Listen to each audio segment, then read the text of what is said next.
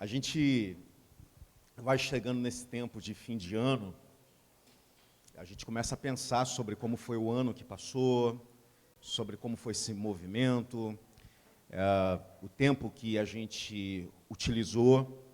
O tempo é uma das grandezas mais importantes que existem, afinal de contas, ele não retorna, o tempo passado é passado, e se ele não for utilizado com sabedoria, é um tempo desperdiçado.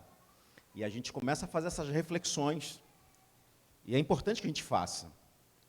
Eu gostaria de trazer uma palavra hoje, que vai tratar um pouco sobre isso, e para isso eu gostaria que você abrisse sua Bíblia no livro de Gênesis, capítulo 1, verso 1, apenas a primeira parte.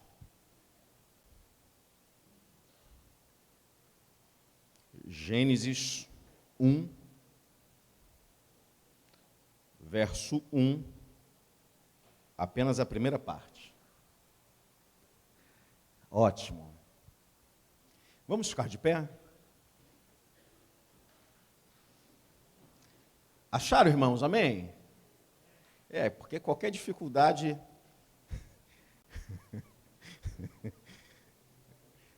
fica meio dificultoso, né?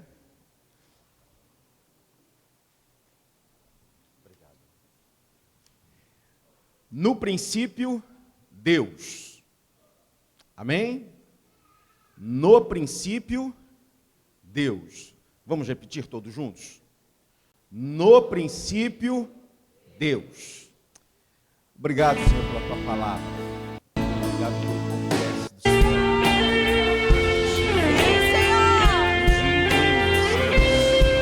Pra mim, será que sou capaz? Diz pra mim. O Senhor tem comunicado ao meu coração, Pai. Muito obrigado, Senhor Deus, em nome de Jesus. É por isso que nós temos segurança. Pode sentar. O tema da mensagem de hoje é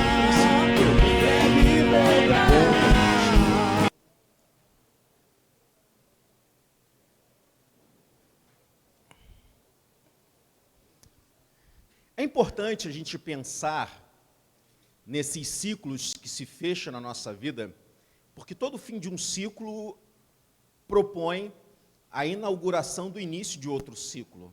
Então, todo fim tem a possibilidade de um novo começo. Tu és Deus Todo-Poderoso, Deus. Quando a gente pensa no fim, guarda a possibilidade de recomeço. Os recomeços, os guarda algumas questões que se Poderoso vai fazer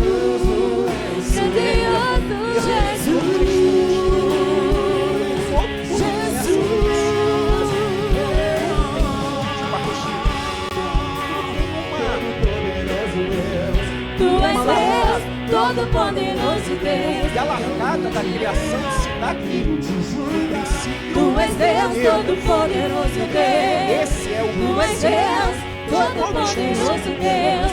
Tu és Deus Todo-Poderoso Deus. Da tribo de Judá. Tu és Deus Todo-Poderoso Deus.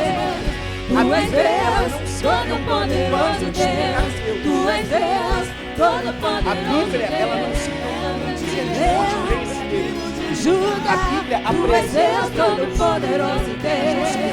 Tu és Deus Todo-Poderoso Deus. Tu és Deus Todo-Poderoso A Bíblia não está preocupada em estudar a verdade do homem. Judá, tu és Deus Todo-Poderoso Deus. Sua oferta a também. visão de Deus e a participar respeito sim do homem, como o homem surge, como da o homem pregação se do perde, Evangelho cooperando como o com o homem reino. resgatado. Sabemos que diz uma Toda aliança com a estrutura igreja local, humana, se você amanhã, a Bíblia vai eu quero dar que você conta receba disso. com muita alegria. Mas, nesse início, a única preocupação que a Bíblia tem é, no princípio, Deus.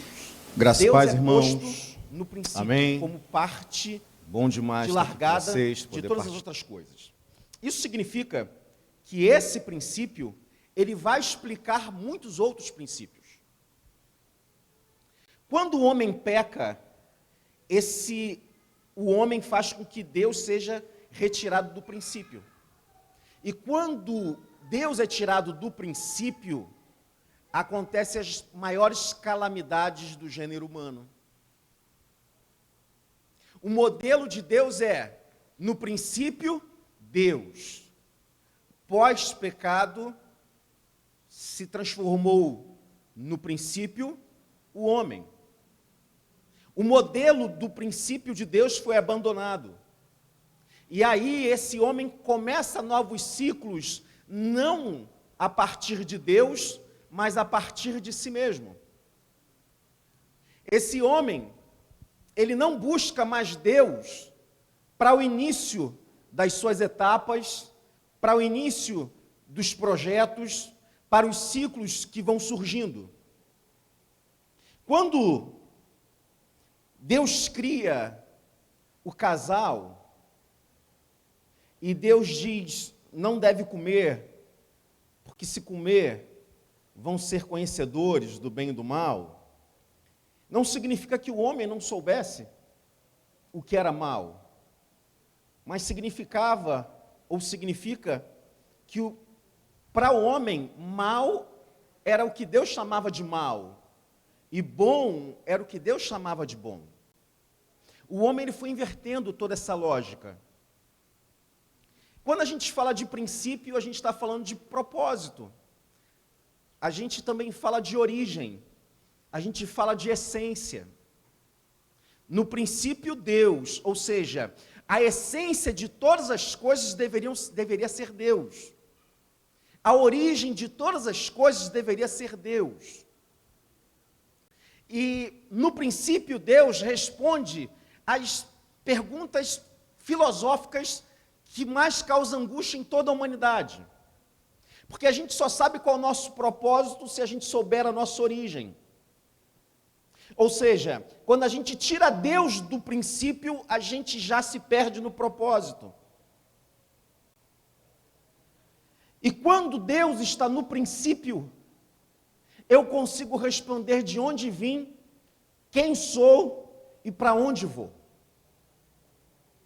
Quando eu tiro o homem do princípio, quando eu tiro Deus do princípio, eu já não consigo mais responder de onde vim, quem sou e para onde vou. E isso causa uma angústia existencial incomensurável, uma angústia que não se pode medir. E esse homem que não sabe de onde veio, quem é e para onde vai, começa a criar dispositivos para preencher o vazio da sua alma, o vazio do seu coração, o vazio existencial. E aí a gente vai de doença em doença, a gente vai de movimento em movimento, a gente vai de um extremo para o outro, a gente sai de um teocentrismo histórico dentro da história, em que Deus era um Deus opressor, e a gente tira esse Deus criado pelo homem, coloca o homem lá no antropocentrismo, no humanismo, tentando dar contas. Porque esses movimentos em si, eles não traduzem a maldade. Na verdade, esses movimentos em si traduzem o desespero de um homem que se perdeu pelo meio do caminho. De um homem que se perdeu, se perdendo da origem. Um homem que não sabe mais qual o seu propósito. Um homem que não sabe mais de onde veio. Porque se eu sei de onde vim, eu sei para onde vou. Se eu sei que o meu princípio é Deus, eu sei que o meu fim também é Deus. Se eu sei que meu princípio é Jesus, eu sei que meu fim, meu meio e meu fim também é Jesus. Contudo, durante essa loucura, Jesus de Nazaré vem, e ele vem colocando novamente quem era o princípio. E eu louvo a Deus pelo livro de João, porque ele reescreve Gênesis. João 1, é Gênesis 1. No princípio, Deus. Gênesis 1. João 1. No princípio era o Verbo. No princípio era o Verbo. No princípio era o Verbo. O Logos de Deus. O Logos é aquele que dá sentido para todas as coisas. Não era apenas no princípio Deus. Vai um pouco mais além, porque esse princípio ele ficou confuso com o passar do tempo. O homem, em busca de sentido, em busca de direção, atirou para todos os lados, para tentar preencher essa dor da inexistência, a dor do vazio, a dor do não experimentar, a dor da falta. Porque muito pior do que uma dor objetiva daquilo que a gente sente, é uma dor daquilo que a gente não sente. É uma dor da falta. Eu queria sentir, mas não consigo. E o livro de João vem, e eu quero me ater um pouco aqui. Eu sei que eu já discorri sobre o Logos aqui, mas é importante discorrer de novo. Infelizmente, a teologia, ela enxerga o Logos tão somente como palavra, ou tão somente como verbo, e vai um pouco para além disso. O Logos é um princípio grego, filosófico, que significa sentido, essência. Quando o João diz, no princípio era o Verbo, seria, no princípio, é aquele que dá sentido a todas as coisas. No princípio, é aquele que é a essência de tudo. No princípio, é aquele que dá o colorido emocional de todas as coisas. No princípio, é aquele que é para além da depressão. No princípio, é aquele que é para além das angústias. No princípio, é aquele que não esmaga a cana quebrada. No princípio, é aquele que não apaga o pavio que fumega. No princípio, é aquele que abraça e acolhe a adúltera, cheirando a pecado. No princípio, é aquele que se sentava à mesa dos pecadores. No princípio, é aquele que veio colocar o mundo de cabeça para cima, porque o mundo estava de cabeça para baixo. Resgatando o propósito de todas as coisas. Às vezes você está aí sentado na sua cadeira e você passou da condição de viver para apenas existir ou funcionar. Você só está funcionando. E quando a gente pergunta assim, quem você é? Você responde com um nome. Só que esse nome ele não circunscreve você. Ou quando a gente pergunta, quem é você? Você responde com a sua profissão. Ou quando a gente pergunta quem é você responde com a sua função familiar. Sou pai, sou mãe. Ou quando a gente pergunta quem é você responde com a sua sexualidade. Sou hétero, sou homo, cis.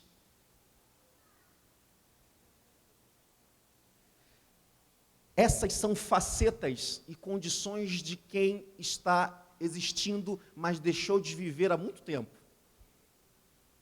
São facetas de quem se enxerga como alguém que faz alguma coisa.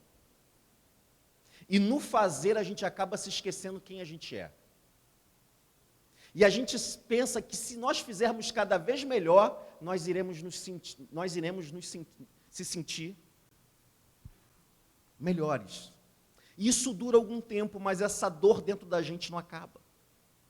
Esse vazio dentro da gente não acaba. Esse vazio não vai embora.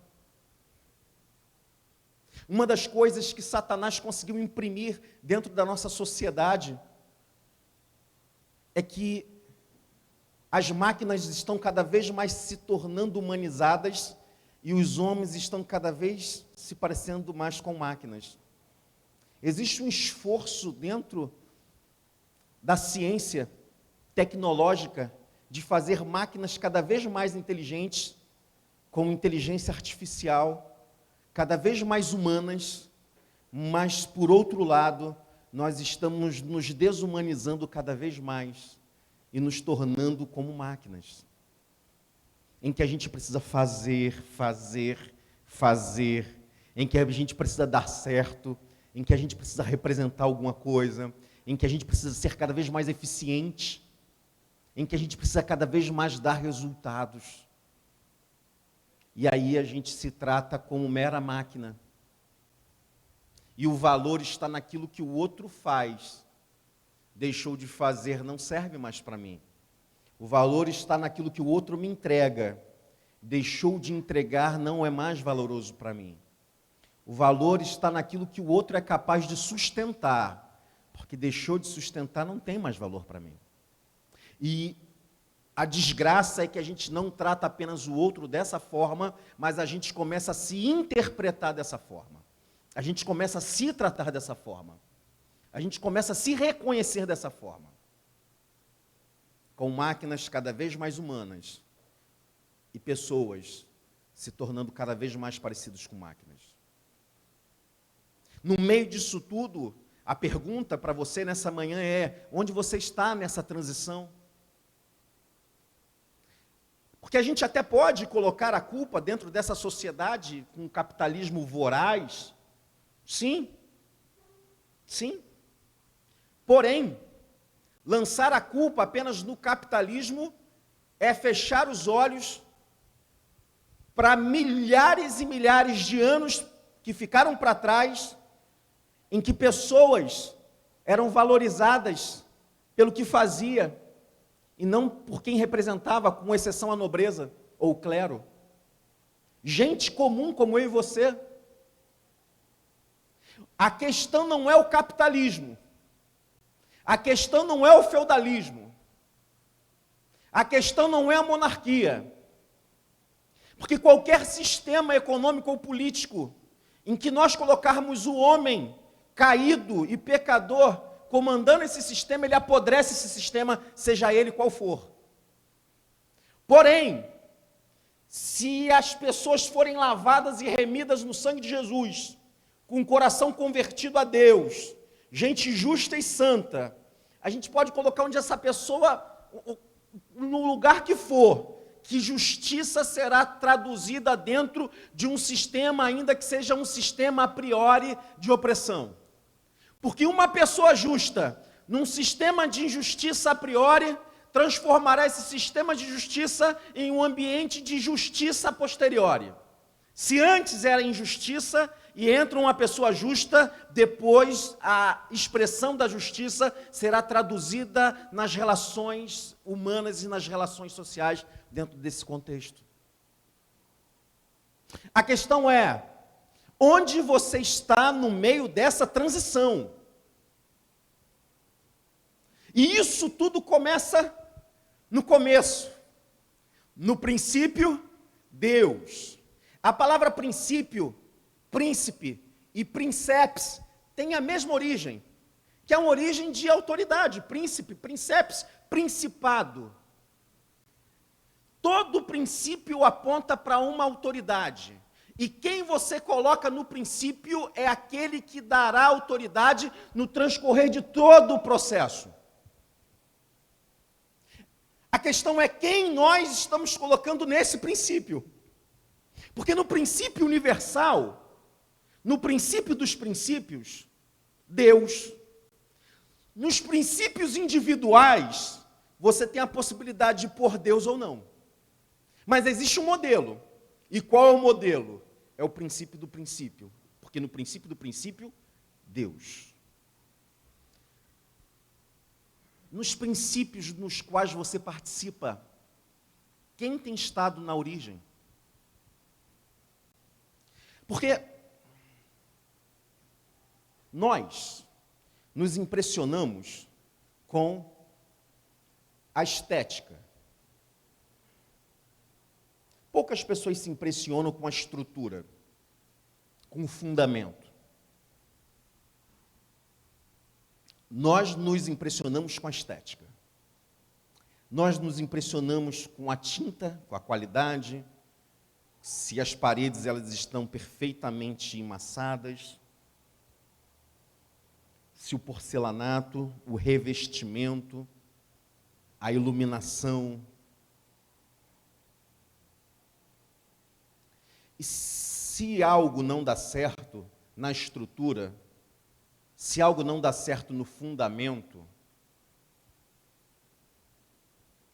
tudo isso aqui vai ruir, levando para baixo todo o revestimento. Tudo aquilo que é para agradar os olhos. Eu quero fazer aqui uma metáfora do navio. Navio, barco. O navio ele não começa a ser construído pela tecnologia. Ele começa a ser construído pela estrutura. Amém? Casco. E aí os engenheiros vão ver o quão necessário de material, de espessura desse casco é viável para que ele consiga flutuar e que ele consiga também suportar as tempestades. As colunas, não entendo nada de navio. Eu presumo que seja, mas é apenas uma metáfora. Eu imagino que as colunas sejam de aço, porque eu acho que ainda não criaram o adamantio, porque eu acho que deveria ser de adamantio, né? Mas, é uma piadinha, gente, para quem assistiu X-Men, amém? Dá uma risadinha. É o esqueleto do Wolverine. Mas, a gente precisa colocar colunas de aço. Depois, vem com uma tinta especial para que esse casco sofra menos a ação do tempo e da maresia. É por aí, Zaca. Estou indo bem. Depois disso tudo, vão colocar tecnologia nele. Radar, rádios, computadores. O evangelho, vamos supor que a pessoa é como esse navio. O evangelho é a construção de primeiro escalão. Casco, colunas, tinta para que o desgaste seja menor, a cultura, a intelectualidade, os saberes humanos, a herança da família, tudo isso entraria na vida da pessoa como construção de segundo escalão, que é a tecnologia. Irmãos, se um navio desse tiver algum problema na construção de primeiro escalão, ou seja, se esse navio tiver alguma falha no casco, pode colocar bilhões e bilhões de dólares em tecnologia. Na primeira tormenta, na primeira tempestade, sabe o que vai acontecer? Esse navio afunda, levando toda essa tecnologia, toda essa grana, todo esse dinheiro, todos esses computadores para o fundo do mar.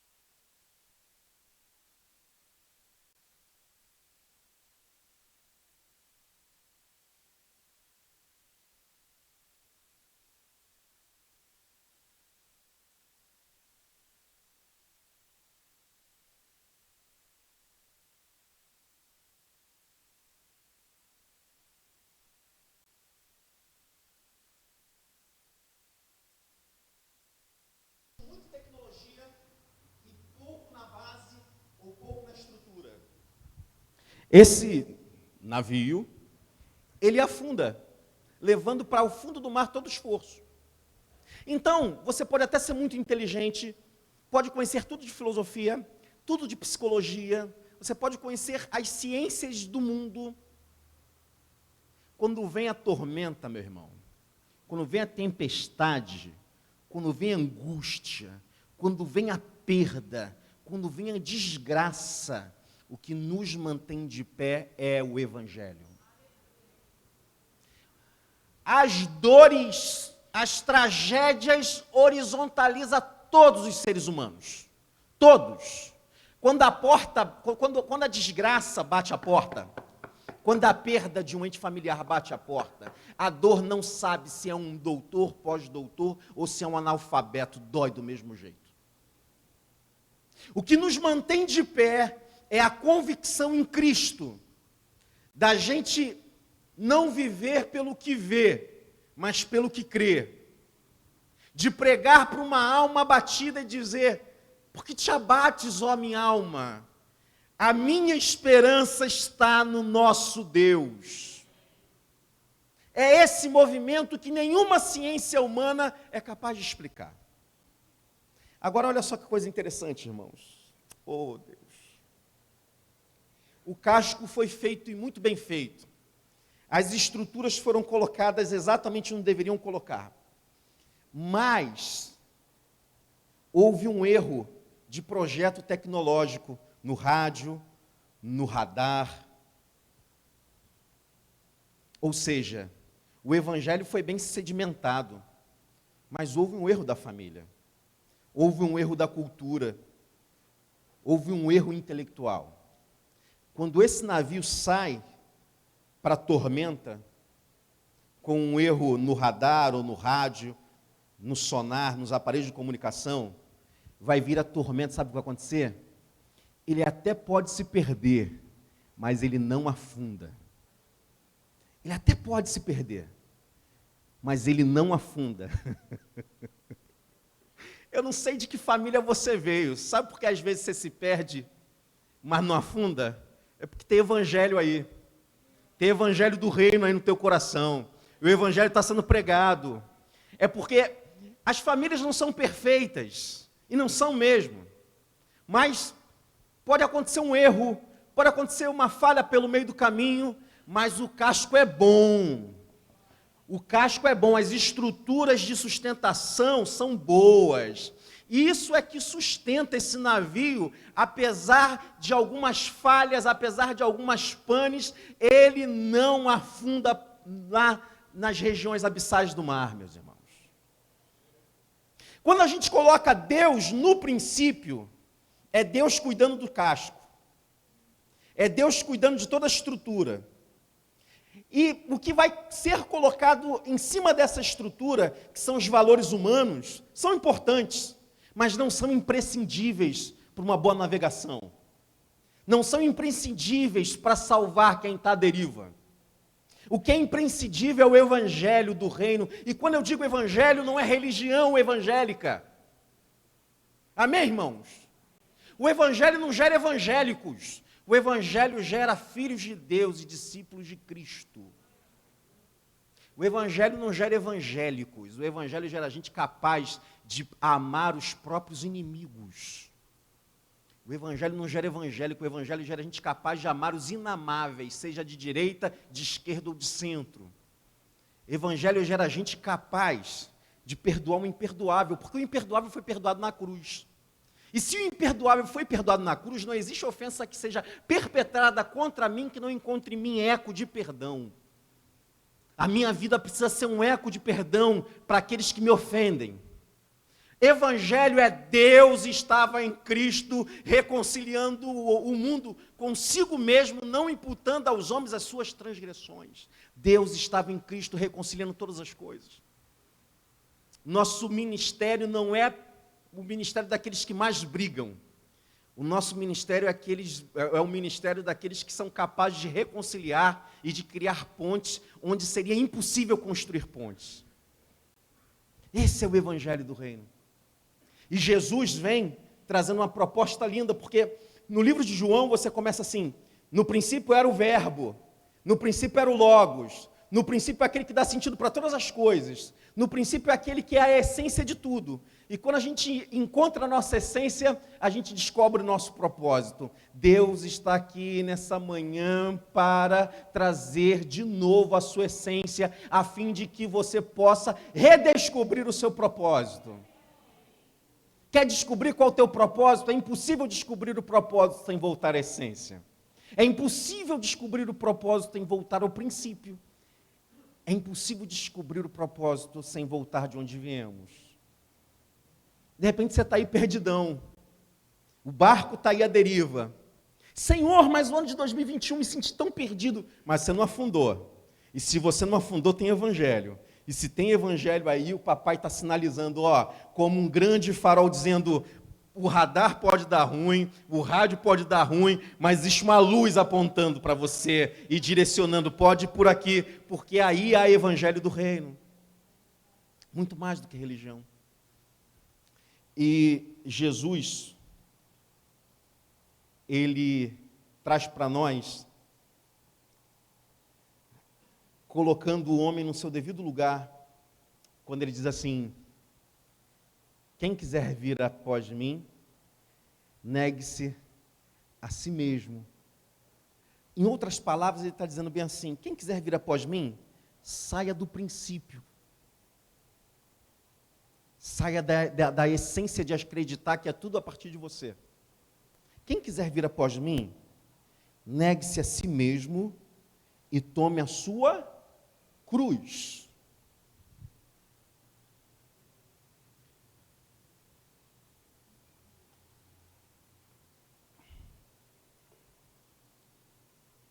Então, uma frase muito interessante, se a gente for tratar o ser humano como um animal, pertencente a um dos 5 reinos, poderíamos dizer, isso não sou eu que estou criando, eu vi em algum lugar, mas honestamente não me recordo onde. O autor disse que o ser humano é o único animal que carrega o seu cadáver nas costas. Ou seja, o ser humano é o único ser que tem a consciência da sua finitude, a consciência de que um dia vai morrer. É por isso que o ser humano é um ser histórico. O leão não faz história. Os animais não fazem história. Os animais vivem através do instinto. O ser humano é um ser para além dos instintos. Envolve as pulsões que estão para além dos instintos. Ter a consciência da finitude deveria nos fazer pessoas melhores. Ter consciência de que um dia vai morrer deveria nos fazer pessoas melhores. Deveria fazer com que a gente gastasse o nosso tempo naquilo que é importante. Mas, surpreendentemente, o ser humano tem se tornado cada vez pior e nós estamos gastando um tempo precioso em coisas que não são importantes. Porque no fundo, ninguém que pode garantir que daqui a 2 minutos estará vivo. Uma veia pode estourar, romper no seu cérebro, ou no meu cérebro, ou no cérebro de qualquer um. E essa pessoa pode morrer. Às vezes a gente está em casa pensando que está seguro. Quem não sabe quanto tempo tem muito pouco tempo. A gente não tem como garantir. E a gente percebe como nós somos meninos. À medida em que a gente guarda ressentimento das pessoas que a gente mais ama. Antes de congregar nessa paróquia, nesse lugar, nessa igreja local, eu congregava numa igreja que era em frente ao cemitério de Nova Iguaçu, na capela. E aí a gente tinha lá umas escalas. Eu já fiz muita coisa. Fiz já alguns batismos, fiz muitos casamentos, mas sepultamento é o que eu mais fiz na minha vida. Irmãos, é muito ruim você ir para um sepultamento e perceber que a pessoa junto do caixão, está chorando, clamando por mais tempo. Você quer ver uma outra coisa? Se falassem para você que você tem mais 24 horas de vida, ou para qualquer outra pessoa que tem 24 horas de vida, você acha que essa pessoa vai falar, não, pelo amor de Deus, eu quero mais tempo. Para quê? Eu quero ter mais tempo para ganhar dinheiro. Eu quero mais tempo para comprar um carro novo. Eu quero mais tempo para comprar um iate. Você acha que a pessoa vai fazer isso? Quando a gente diz que a pessoa tem tanto tempo de vida, a maioria delas querem viver, dando valor àquilo que nunca deram valor. Olha como é que a coisa ela muda. Você pode pegar uma pessoa milionária, bilionária. Você tem tanto tempo de vida, essa pessoa dificilmente vai falar, não, doutor, eu quero mais tempo para ganhar mais dinheiro, para comprar mais carros, para comprar mais roupas de grife, para ter mais títulos acadêmicos. A maioria vai dizer, não, doutor, me dá mais tempo, eu preciso de tempo de vida para abraçar meus filhos, para abraçar minha esposa, para abraçar meu pai, para abraçar minha mãe. Eu preciso mais tempo, doutor, para dar mais tempo para Deus, para viver mais o Evangelho, para tocar nos perdidos. Irmãos, quando Deus sai do princípio, o princípio se torna maligno. E se o princípio é maligno, o propósito invariavelmente também será maligno. Também será para perda. Também será para dor. Nós, com essa consciência de que um dia iremos morrer, porque não se fala muito de morte hoje, a consciência de que um dia iremos morrer, deveria fazer com que nós nos tornássemos melhores. Mas o egoísmo tem nos cegado e nós estamos nos tornando cada vez pessoas piores. Deus volta para o princípio dos princípios, ou para o princípio de todos os meus princípios, quando eu nego a mim mesmo, tomo a cruz e decido seguir. Quantos planos você fez para o ano que vem a partir de si mesmo e não a partir de Deus? Quantos foram os planos? Será que nós iremos continuar tirando Deus dos nossos princípios? Será que nós iremos continuar tirando Deus dos nossos princípios e quando a gente tira Deus do princípio, o propósito não é para Deus? A gente submete os nossos sonhos, a gente submete aquilo que a gente quer fazer para Deus, a gente de fato vive para Deus. Irmãos, morrer para Deus não é tão difícil quanto viver para Deus, porque quem morre para Deus morre uma vez só, mas quem decide viver para Deus tem de morrer todos os dias um pouco. Morrer para Cristo é algo louvável, e é um ato, mas viver para Cristo significa morrer todos os dias um pouco. E nesse processo de morte e vida, nós não nos damos conta de que paramos de viver para Ele e, consequentemente, morrer por Ele para vivermos para nós mesmos, estragando tudo aquilo que Deus tem para nós. No princípio, Deus. Bereshit Elohim. Quando o homem peca, tudo isso é invertido. Deus deixa de ser o princípio e Jesus vem, trazendo uma releitura de Gênesis 1:1. O livro de João diz, no princípio era o verbo. No princípio era aquele que dá sentido a todas as coisas. Sua vida está sem sentido? Falta Jesus no princípio. Sua vida está sem ser colorida emocional? Falta o evangelho do reino no princípio de todas as coisas. Sua vida está sem sabor? Falta Cristo no princípio de tudo isso. Está vivendo angústia, palidez de emoções? Está faltando Jesus aí no princípio de tudo isso. Mas só é possível fazer isso quando você se rende. Porque enquanto você não se rende, não funciona. Tem uma canção, não me faça cantar, mas que diz que Jacó segurou o anjo e não deixou subir, não é isso? E aí,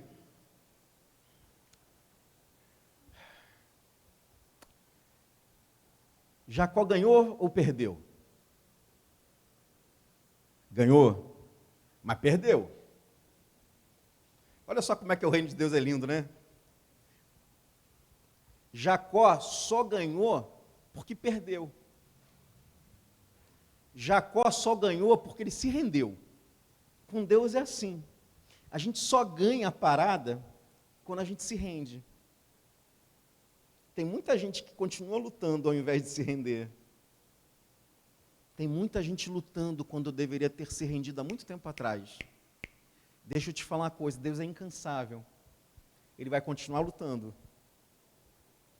E você pode resolver sua situação em 5 minutos ou em 30 anos, a decisão é tua, porque Ele vai continuar lutando. Você pode se render daqui a 5 minutos, ou levar 30, 40, ou não se render nunca. Mas você só ganha com Deus quando perde. É um paradoxo. Você só ganha quando perde, você só ganha quando se rende. Você só ganha quando coloca Ele no princípio de todas as coisas. Vamos orar ao Senhor.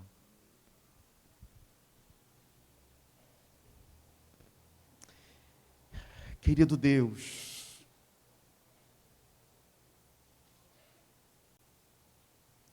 estamos aqui, Pai, desejosos de ouvir a Tua voz. Estamos aqui nessa manhã com a consciência de que muitos dos nossos projetos, muitas das nossas aspirações, muitos dos nossos sonhos, o Senhor não está no princípio. Nessa manhã, nós queremos fazer um grande altar e levar para o altar cada uma dessas vontades, cada um desses sonhos, cada um. Irmãos, de olhos fechados ainda, se você entende que você tem vivido projetos que são projetos seus, sonhos seus, desejos seus, que o Senhor não está nisso, e que hoje, diante desse altar, você quer colocar tudo isso, e oferecer em holocausto a Deus, sacrificar tudo isso, e tacar fogo nisso tudo, para que suba a Deus com cheiro suave. Fique de pé onde você está, vamos orar junto.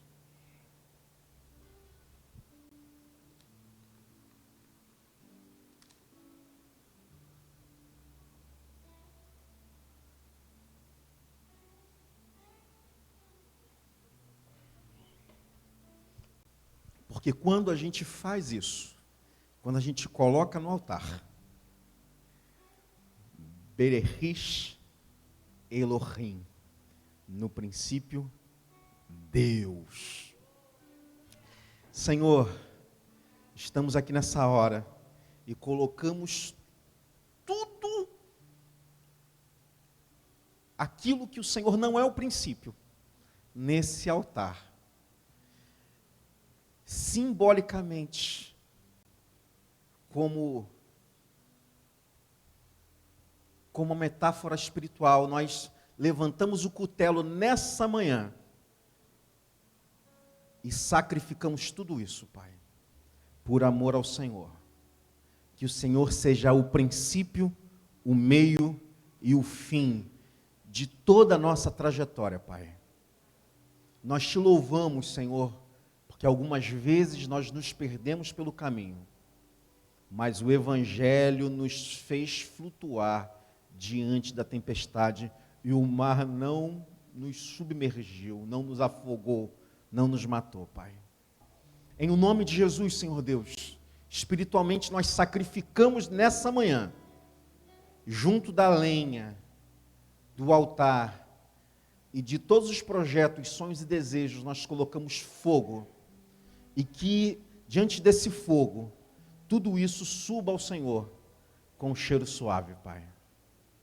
Nós estamos aqui, Senhor Deus, para vivermos dia após dia, porque sabemos que o Senhor é o primeiro e o último, o início e o fim, alfa e ômega. Que o Senhor seja o primeiro e o último em nossas vidas, em o nome de Jesus. Amém, Pai.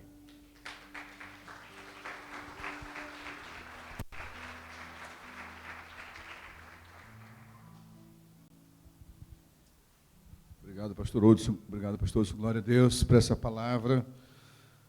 Nessa manhã, que possamos realmente colocar o Senhor no princípio. Amém?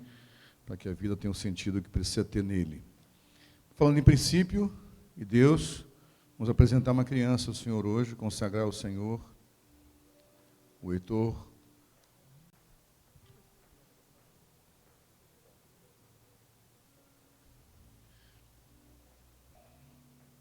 Vamos apresentar o Heitor Corrêa Martins, filho de Adriano Martins Júnior e Andressa de Oliveira Corrêa Martins. Queria que a família se colocasse lá atrás.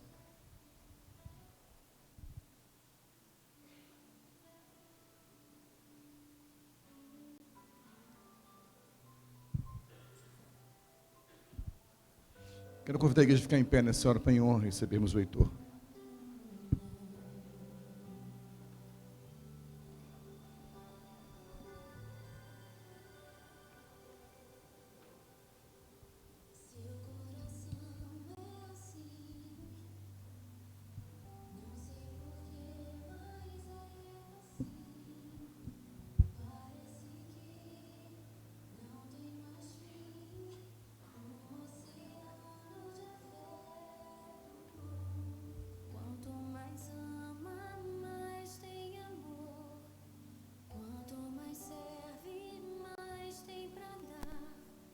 Tanto querer, tanta emoção, tanto carinho por mim.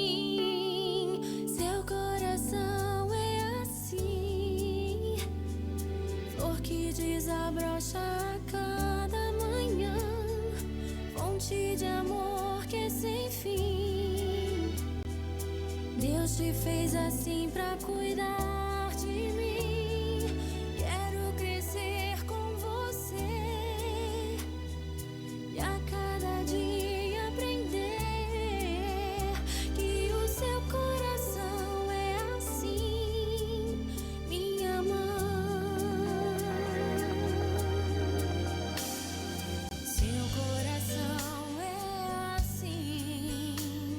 Vamos hoje apresentar ou consagrar ao Senhor Heitor.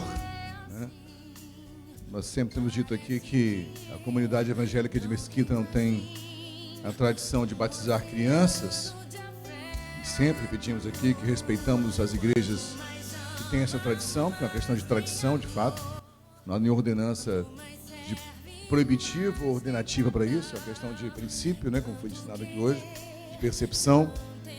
Assim, não tem essa tradição. Nós entendemos que o batismo, a nossa percepção teológica, é uma decisão do indivíduo. Então o Heitor, que Sal um dia decida batizar-se nas águas e tornar-se membro do corpo de Cristo.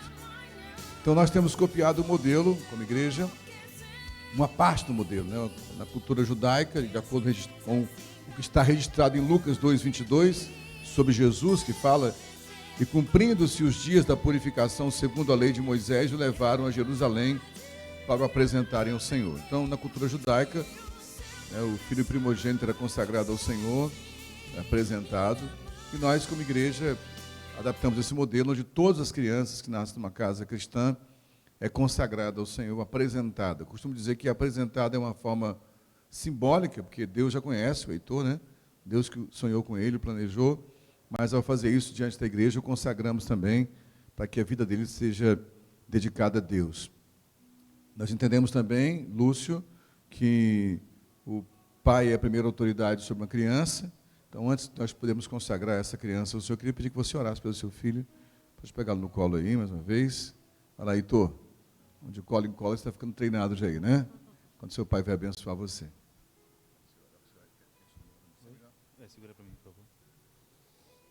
Pai bendito, Pai amado, Senhor, nessa manhã, eu venho entregar em tuas mãos. O Senhor me deu a missão, e Andressa, de cuidar, educar, mas Heitor é teu.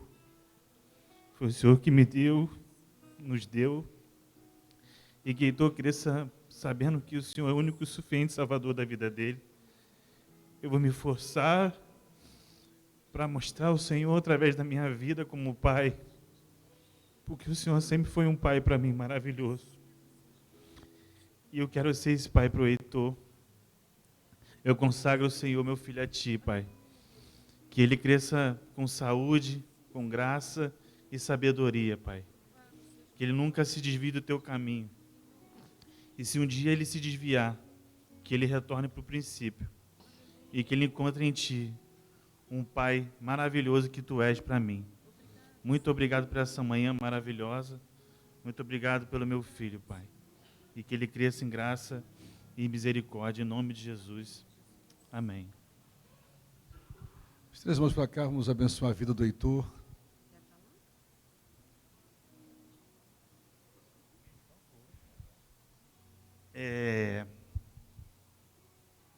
Heitor veio no momento que o Senhor escolheu, né?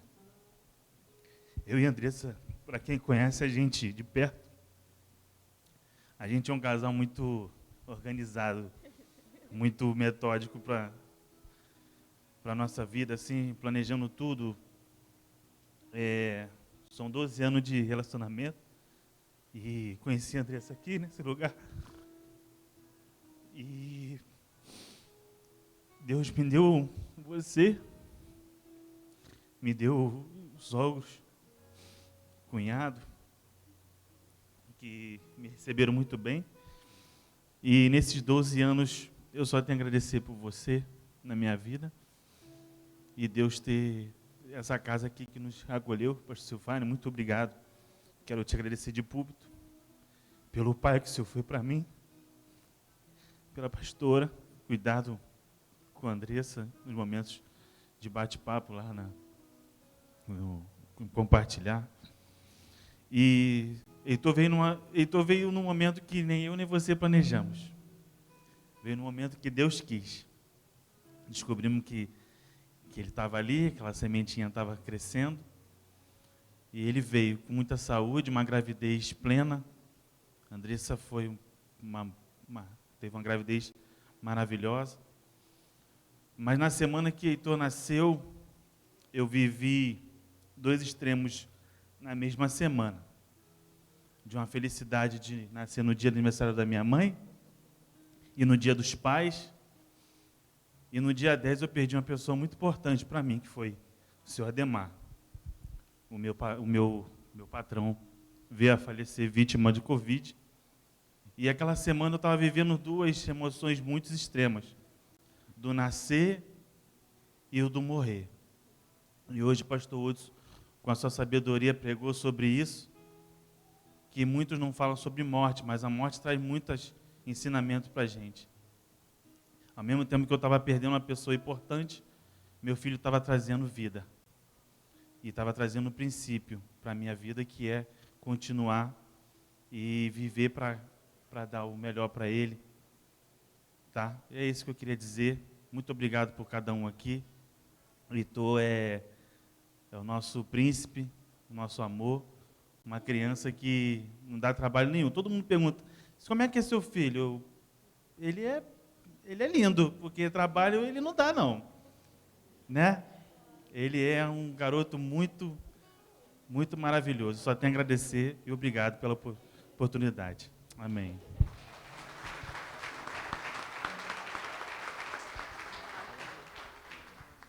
Para nós é uma alegria, né, estar aqui apresentando o Heitor. E o Heitor e tantas outras crianças que passam por nós, mas quando nós éramos da antiga congregação e existia itinerância pastoral, isso era algo que nos fazia sofrer, de pensar que nós não batizaríamos alguém, talvez casaríamos alguém, mas não apresentássemos os bebês.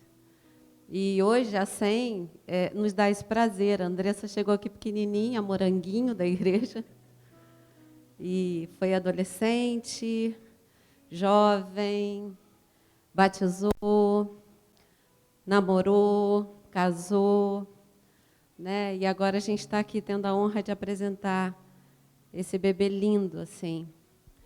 É uma dádiva de Deus a gente ver os caminhos do Senhor na vida, né? Vê-los crescer profissionalmente, que as pessoas falam aí fora, o mundo ganha mais. Não é verdade. A gente tem visto casais, né, e vê-los crescendo como casais, sem conflitos. Eu lembro da classe, depois da classe de noivos, e uma fala dela falou assim: nossa, pastora, na classe de noivos, sei lá, eu achei que vocês prepararam a gente para a guerra. Falei, é isso. Ela falou, tá tranquilo demais. Eu falei, não, é porque vocês foram preparados para a guerra. Então, não tem guerra quando a gente é preparado. A gente segue um caminho de saúde, e pode ter saúde num casamento. Nós fizemos 32 anos de casados, quinta-feira, dia 16, e um casal mandou para mim uma orquídea no prédio que eu trabalho. E para mim foi muito impactante aquilo. Eu cheguei e a menina, doutora, eles chamam a gente de doutora, chegou aqui, isso aqui é para a senhora. Eu fiquei tão impactada, falei, deve ser o Silfarne que mandou. E aí ela falou, não, tem um nome aqui e tal. Aí eu falei, sabe o que é isso? É porque eu estou fazendo aniversário de casamento. Aí ela falou, é mesmo? Que parabéns. Aí ela falou, quantos anos? Eu, 32. Ela, Deus me livre. E a recepção toda parou. Eu falei, o que você está dizendo? Deus me livre? Não, querida, eu sou muito feliz. Aí todo mundo olhou para mim, tipo assim, ela veio de Marte, desceu agora? Eu falei, ela, doutora, pelo amor de Deus, lidar com homem é muito ruim. Eu falei, não, querida, só para quem não aprende. Me desculpe, mas nem todo mundo é infeliz. Nós precisamos levantar pessoas felizes. Tinha uma fila para o elevador, todo mundo ficou me olhando com aquela orquídea feliz da vida, assim, e pensando, essa mulher é louca. Não. São muitos encontros de casais, são muitas literaturas, eu tenho andares de literaturas de livros de família. Muitos filmes para aprender como não ser e como ser. Muitos amigos aconselhando, colocando o dedo, dizendo, isso não é legal. E vê-los assim, né, ele falando, está tudo fácil, está tranquilo. É isso, a vida em Deus, mas tem a ver com o que o pastor Hudson pregou aqui. Tem que estar no casco, Deus tem que estar no casco protegendo tudo. E o nosso orgulho tem que estar na tinta do casco. Tem que a gente colocar, submeter ao Senhor o nosso orgulho, para a gente dar certo, amém, irmãos? Que essa criança cresça num lar saudável, que seja um homem abençoado, um homem próspero, um homem que vai ser digno, um homem de verdade. Está faltando um homem de verdade. O homem de Coríntios 13, que está lá, que vai fazer a diferença. E a gente tem tentado ensinar isso aqui, irmãos, para que as mulheres sejam plenas e que os filhos sejam plenos. A gente crê assim, amém? Deus abençoe vocês e a igreja. Vocês vão para cá, por favor, estenda as suas mãos. Pai, aqui está o Heitor Correia Martins. Te consagramos ao Senhor nessa manhã. Consagramos tua vida ao Senhor, Heitor. Te apresentamos a tua família espiritual, que é a igreja. E abençoamos a tua vida. Abençoamos teu coraçãozinho, a tua mente, para que você cresça na presença do Senhor e seja um homem temente a Deus. O Senhor sonhou contigo, Heitor, e te enviou a esse mundo como filho dele. Assim como enviou seu filho Jesus, o primogênito, aquele que era o unigênito e tornou-se primogênito de muitos irmãos. Ele enviou você ao mundo também, Heitor. E te enviou com a missão de salvar o mundo, como todos nós somos enviados. De revelar ao mundo o amor do Pai. Com esse azeite que simboliza o Espírito Santo, eu te unjo, em nome do Pai, do Filho e do Espírito Santo. E consagra a tua vida ao Senhor, para que tu seja uma bênção, em nome de Jesus. A igreja pode dizer amém. Pode aplaudir o Senhor pela vida do Heitor. Nós vamos devolver o Heitor para vocês por um tempo, porque ele pertence ao Senhor, e para os planos que que Deus tem na vida dele. É importante que vocês e toda a família estendida, né? Toda a família de origem, toda a parentela, entenda isso. Que vocês são referência para esse menino, para que ele cresça na presença do Senhor. Amém? Pedir que vocês assinem aqui para mim, por favor. Vai ser a mamãe aqui. Pode obrigar.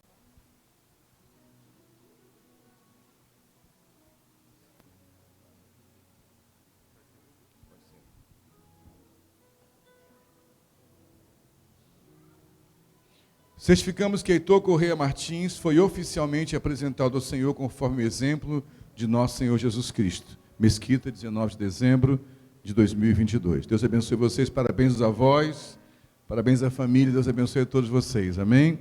Vão com Deus, mais uma vez aplaudo o Senhor por essa família linda, pelo Heitor.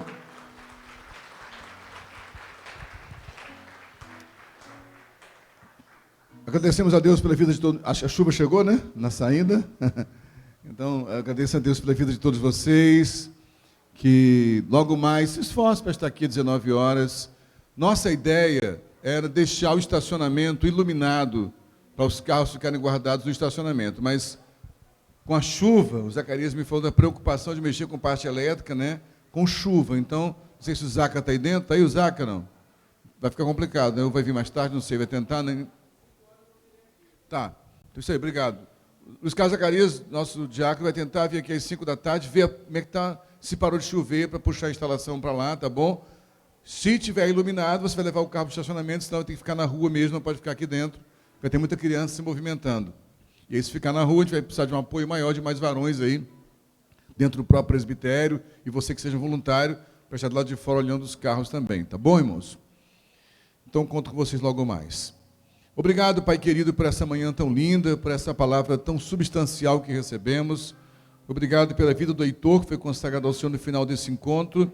Mais uma vez, como falamos mais cedo, agradecemos por essa família. Mais uma vez, intercedemos pela nossa irmãzinha Val, pela perda que ela teve essa semana, Deus amado.